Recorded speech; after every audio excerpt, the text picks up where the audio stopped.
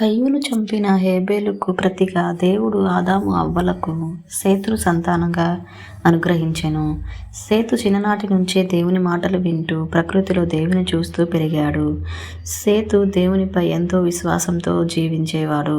అతని కాలంలోని ప్రజలు దేవుని నామాన్ని పిలవడం మొదలుపెట్టారు. అతడు తన కుటుంబానికి దేవుని మార్గం, సత్యం, ప్రేమ, విధేయతను నేర్పించాడు. సేతు నుంచి మంచి జీవితం గడిపాడు. అతడు తన పిల్లలను దేవుని భయంతో పెంచాడు. అతని వంశం నుండే హానోకు, నోవాహు వంటి దేవుని భక్తులు పుట్టారు. వారు దేవునితో నడిచే జీవితం ఎంత గొప్పదో ప్రజలు వారికి చూపించారు. ఆదాము మొత్తం 930 సంవత్సరాలు జీవించారు. అతని జీవితం దేవుని సహనాన్ని, కృపకు ఒక సాక్ష్యం. సేతు మొత్తం 912 సంవత్సరాలు జీవించాడు. సేతు జీవితం మనకు నేర్పేది ఏమిటంటే, మన జీవితంలో ఎంత బాధ వచ్చినా దేవుడు మనకు ఆశను ఇస్తాడు. ఆయనను నమ్మి ఆయనతో నడిచే జీవితం నిజమైన శాంతి, ఆనందాన్ని ఇస్తుంది. Praise the Lord. Thank you.